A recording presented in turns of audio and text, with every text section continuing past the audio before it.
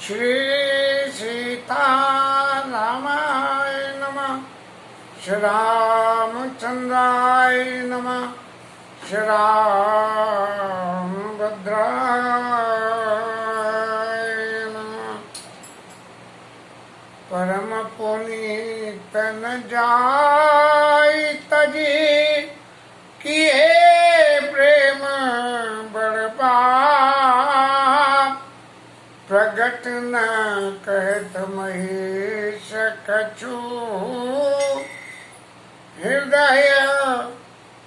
प्रगट न कहत महेश कछु हृदय अधिक संताप।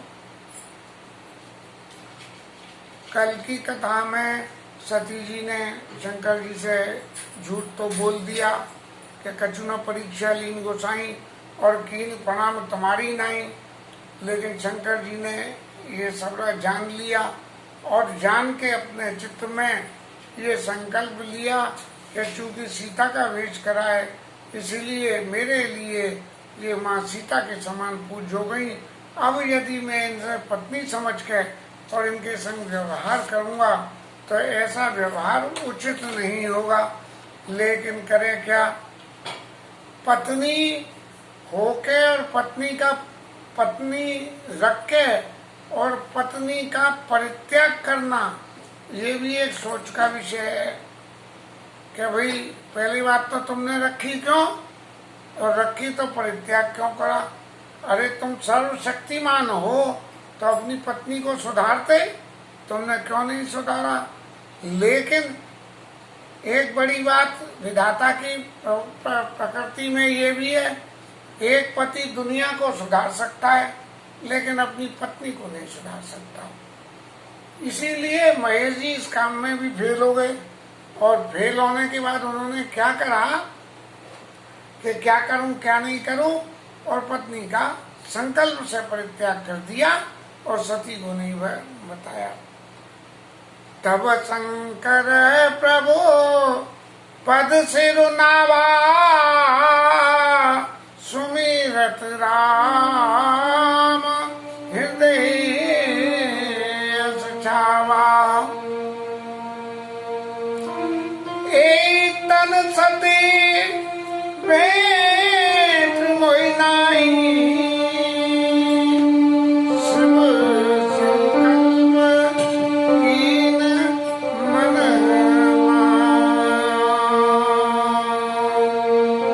आस विचार शंकर मत धीरा चले भवन सुमिरत रघुवीरा। चलत गगन में विराजो आई जय महेश बल जगति गड़ाई। आस पिन पन तुम बिनु करई को आना और राम भगत समरत भगवाना। सुमिरन गिरा सती और सोचा पूछा शिवै समेत सकोचा। दीन कवन बन कहु माला सत्य नाम तुम दीन दयाला। यद्यपि सती पूछा बहु महाती तदपि न कहु त्रिपुरारी।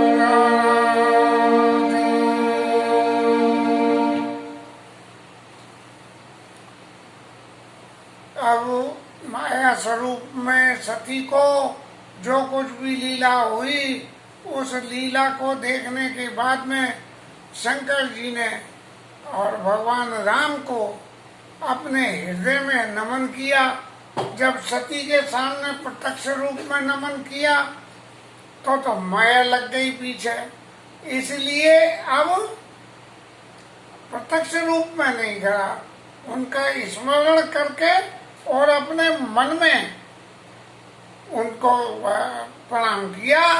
और जब प्रणाम किया तो उनके हृदय में ऐसा संकल्प आया, ऐसी बात लगी कि ए तन सती भेंट मोई नाही और शिव संकल्प कीन मन माई, कि इस तन से अब मैं सती को पत्नी रूप में नहीं स्वीकार करूंगा। और शिव संकल्प कीन मन माई, और इस बात का संकल्प अपने मन में पक्का कर लिया। अस विचार शंकर मत धीरा और चले भवन सुमिरत रघुवीरा। ऐसा मन में विचार करके और शंकर जी भगवान राम का भजन करते करते और अपने घर को चल दिए। अब भगवान राम का भजन जो कर रहे हैं वो कैसे कर रहे हैं?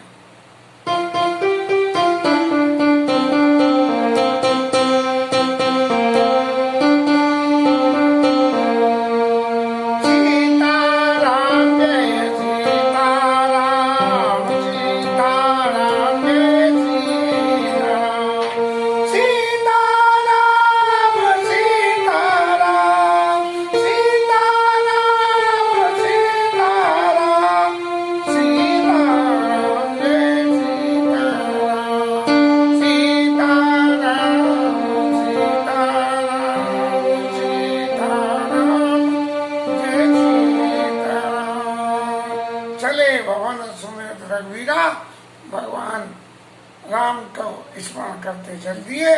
और जब ये चल दिए तो देवताओं को तो चैन नहीं पड़ा। अब देवों की परिस्थिति क्या है कि किसी के घर की गाड़ी अगर गुपचुप भी चल रही हो तो गाड़ी में ठोका लगा देती है। अब सती को तो समझ नहीं पाई कि क्या प्रण किया, लेकिन देवताओं ने चुगली कर दी। कैसे करी कि उन्होंने आकाशवाणी कर दी, जय और भोले बाबा की जय। और आपकी भक्ति कितनी मजबूत है, कितनी पक्की है, कितनी दृढ़ है, इस बात की लिए आपकी जय हो। और जयकार बोल रहे थे सो तो बोल ही रहे थे। एक काम और गफला कर दिया कि ऐसा प्रण तुम्हारे बिना दूसरा कौन कर सके।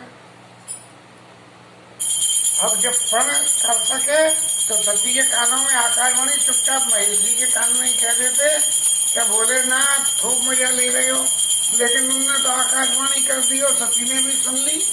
अपन तुम बिन करे को आना और राम भगत सम्राट भगवाना, तुम तो सत्य सम्राट हो, इसलिए तुमने ये प्रण कर लिया है।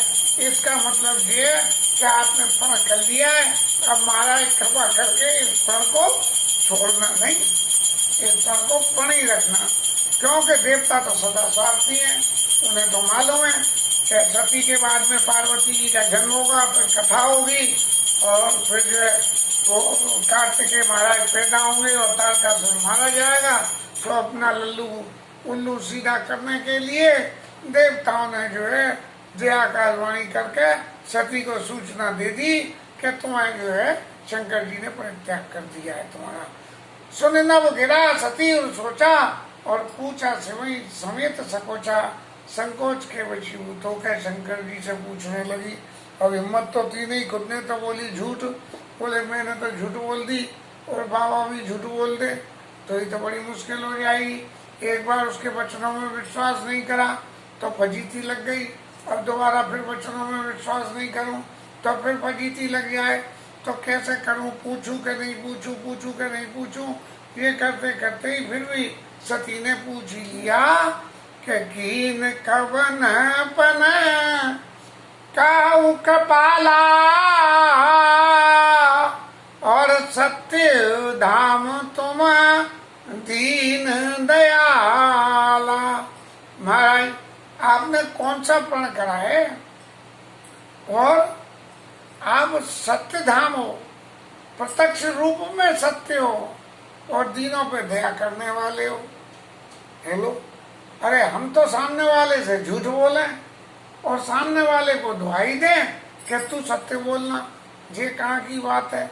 लेकिन वही फिर सवाल आ गया कि इससे स्वभाव है सत्य धाम तुम दीन दयाला। जदपि सती पूछा बहु भांति और तदपि न कही उत्पुर आरती। सती ने बहुत बार पूछा लेकिन त्रिपुरासुर के शत्रु शंकर जी ने, अब त्रिपुरासुर के शत्रु का नाम दे दिया शंकर जी को, ये नाम नहीं दिया क्या आपके पति ने? आपके पति ने, जब पति ने जदपि सती पूछा भगवाती तदपि न कहू त्रिपुरावती। अब जे शंकर बाबा तो बोले नहीं, लेकिन वो शंकर बाबा जो त्रिपुरासुर के शत्रु थे उन्होंने कोई जवाब नहीं दिया। क्या सती दे अनुमान किया और सब जाने सर्वज्ञ, कीन कपट में संभूषण नारी सहज चढ़ अज्ञ। अब सती मैया ने अपने चित्त में ये अनुमान करा कि भोलेनाथ जान तो सब गए ही हैं और मैंने उनसे कपट करा, और कपट करने का कारण भी ये है कि मैं स्त्री स्वभाव होने की वजह से अज्ञता जीवन में कहीं न कहीं बनी रहती है और सहज दुराव करने की प्रवृत्ति भी रहती है। कीन कपट में संभूषण नारी सहज जड़ अज्ञ। इसलिए जो है सती ने अपने मन में विचार करा कि अब ये भूल तो हो गई, लेकिन अब इस भूल का निराकरण कैसे हो ये सोचने लगी। लेकिन तभी गोस्वामी जी लिखते हैं कि जल पे सरिस बिकाई और देखो प्रीति की रीति भले बिलग होई रस जाई कपट खटाई परत पुनी। पानी को हम दूध में मिला दें तो जिस भाव दूध का हो उस भाव में पानी भी मिल जाता है। ये दूध और पानी की प्रीति है आपस में। और यदि कपट रूपी खटाई उस दूध में पड़ जाए तो दूध दूध अलग और पानी पानी अलग। जल पे सरस बिकाई देखो प्रीति की रीत भली और विलग हो जाए कपट खटाई पर पुने। ऐसे ही जब सती जी ने शंकर जी के संग कपट करा तो शंकर जी और सती मैया दूध और पानी की तरह से अलग अलग हो गए। अब सती मैया को तो बहुत परेशानी हो गई कि अब ये भोले बाबा तो बोले नहीं, कुछ करे नहीं और राम राम राम राम करता रहे, तो कैसे जिंदगी आगे चले, क्या हो क्या नहीं हो। तो हृदय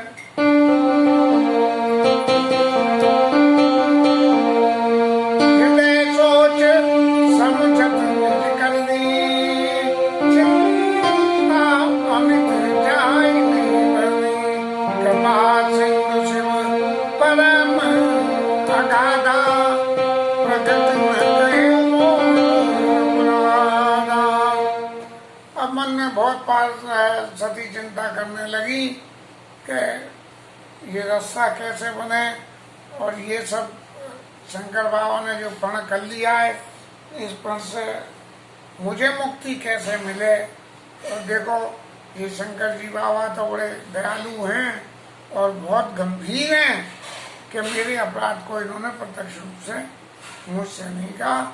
और शंकर रुक अब लोकी भवानी और प्रभु मोहित जीव हृदय कुलानी।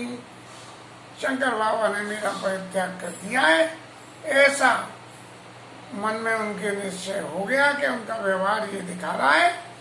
तो ये करके बहुत व्याकुल हो गई कि अब ये क्या होना चाहिए। सती ससोच जाने ब्रश के दो और कई कथा सुख सुंदर हेतु। सती मैया ने को सोच में चलते हुए देख के और शंकर जी ने बड़ी सुंदर सुंदर कथा कहने लगे जिससे कि इनका ध्यान बट जाए। ध्यान जब कोई चिंता विशेष हो जाए तो दो ही काम है कि पहले तो भांग की गोली लेके आराम कर ले, हाँ चक्कर सो जाए, और नहीं कि दूसरे काम में मन लगा दे। क्योंकि जब चित्त में चिंता बहुत होती है तो भगवत नाम भी जो है चित्त में नहीं डरता है, बार बार ध्यान में चला जाता है। इसीलिए किसी दूसरे काम में मन लगा दे और या भांग की महादेव बाबा की तरह भांग की गोली लेके आराम करे। वर्णत पंथ विविध इतिहासा और विश्वनाथ पहुंचे कैलासा। फिर दुनिया भर की कथाएं सुनाते हुए और कैलाश पर्वत पे शंकर बाबा पहुंच गए। कहाँ पुण्य शंभु समुझी पन आपना और बैठे बट तरी करी कमलासन। कमल के समान अपने बट के पेड़ के नीचे आसन लगा के पालतियों को ऐसे करके और लगा के और बैठ गए और अपना ये प्रण कर लिया कि ये सती को पत्नी स्वरूप में नहीं करना है। जब पत्नी स्वरूप में नहीं करना तो ये एहसास भी क्यों है कि सती मेरे पास है और शंकर सहज स्वरूप समारा और लागे समाधि अखंड पारा। शंकर जी का ये सहज स्वभाव है कि जब कहीं भी खाली बैठ जाते हैं भगवान राम का स्मरण करते हैं और स्मरण करते करते उनके चित्त में एक ऐसी भावना पैदा होती है कि उनकी समाधि लग जाती है। और वो समाधि भी कैसी होती है, छोटी मोटी समाधि नहीं होती है, अखंड समाधि होती है, वो टूटती नहीं है। अब बाबा भोलेनाथ से कोई कुछ कहे, पार्वती कुछ कहे, कुछ खाओगे पियोगे कुछ करोगे तो बाबा कहाँ से जवाब दे। बाबा तो जो है समाधि में गया। सती बसई कैलाश तब अधिक सोच मन माय मरम न को जान कछो जुग सम दिवस सिराई। पार्वती शंकर जी को वो सती मैया को इतनी चिंता हो गई कि अब कैसे करे कैसे नहीं। एक एक पल उनके लिए कल्पों के समान बीतने लगा और मन में सोच तो है ही, लेकिन तीसरा आदमी तो कोई कुछ जानता नहीं कि ये सती मैया काय को सूखे चली जा रही है, लेकिन जो उसकी हालत है वो खुद ही जानती है। नित नव सोच सती और भारा कव जइयों दुख सागर बहारा। और सती सोचने लगी कि अब मैं इस दुख सागर से कब पार जाऊंगी, कैसे जाऊंगी। और ये सोचते सोचते भगवान से प्रार्थना कर दी कि महाराज जो कुछ भी मैंने भूल करी थी उसका आपने मेरी भूल का फल तो दे दिया कि मुझे शंकर जी से विमुख कर दिया, लेकिन हे विधाता अब तुझे ऐसा उचित नहीं दिखता कि तू शंकर जी के विमुख रह के मेरे को जीवित रखे, मेरे को जीवन दे। इसलिए जो प्रभु दीना दयालु कहावा और आरती अरन वेद जसु गावा। तो हे प्रभु जो आप भक्तों की दुखों को हरण कर आरती आरत को हरने वाले हो, वेदों ने ऐसा गाया है। और जो यदि वेदों ने ऐसा गाया है और आप यदि ऐसा कहलाते हो तो मैं विनय करऊं कर जोरी और झूठ ही बेग दे मोरी। क्योंकि शंकर जी है पति रूप पत्नी रूप में तो स्वीकार करेंगे नहीं, इसलिए हे विधाता मैं अब आपको ये प्रार्थना करती हूँ कि मेरी ये देह छूट जाए। और इस प्रार्थना करने के निमित्त जो मेरे चित्त में संकल्प है उस संकल्प के लिए तो मैं भी जैसे शंकर जी ने ये प्रण किया है मैं भी ये प्रण करती हूँ। जो मोरे शिव चरण सलेऊ और मन कर्म वचन सत्य व्रत एऊ। मेरा व्रत सत्य है, मन से वचन से और कर्म से, ये तीनों से। यदि जो मैं सोच रही हूँ कि मेरी इस देही से मुक्ति हो जाए तो ये जो मेरा सोचना है इसके लिए तो समदर्शी सुनी प्रभु करऊ सो बेग उपाय और होई मरण जे नहीं सम। दुसह विपत्ति विहाई, मैं शंकर जी के बिना जीना नहीं चाहती और ये बड़ी भारी मेरे ऊपर विपत्ति है। तो आपसे हे भगवान, मेरी आपसे यही प्रार्थना है कि मेरी ये देह जो शंकर जी के परित्याग की विपत्ति को झेल रही है, ये बहुत तकलीफ देह है, तो ये मेरी देह जल्दी छूट जाए। और देह छूटे भी कैसे कि छूट भी जाए और कोई परेशान दूसरा विपत्ति भी आए, इस दूसरे विपत्ति को छोड़ते हुए मेरी ये देह छूट जाए। ए विधि दुखित प्रजेश कुमारी, अकत दीन दारुण भारी, बीते संबत सहस्र सतासी, और तजी समाधि सम्मोह विनाशी। अब ये सती मैया बहुत दुखी थी और इतना उनको दारुण दुख था अपनी इस करी हुई गलती का कि जो वर्णन नहीं करा जा सकता। और इस प्रकार करते करते 87,000 साल बीत गए और 87,000 साल के बाद में शंकर भगवान की समाधि छूटी। तब जो है सती को पता लगी कि जाग गए हैं, और राम राम शिव सुमिरन लागे, जाने सती जगत पति जागे। और राम राम का हमने जोर जोर से सुना। वैसे तो मन में सुमिरन करते हैं, लेकिन जोर जोर से राम राम राम सीता राम राम राम सीता राम राम राम सीता राम राम राम जोर जोर से राम नाम का जप करने लगे। और जाय शंभु पद बंधन की ना, सती ने जाके उनके चरणों में वंदना करी। और फिर शंकर जी ने भी क्या लीला रची कि सन्मुख शंकर आसन दीना। पत्नी होने के नाते तो वाम भाग में आसन देना चाहिए ना, वाम भाग आसन हर दीना।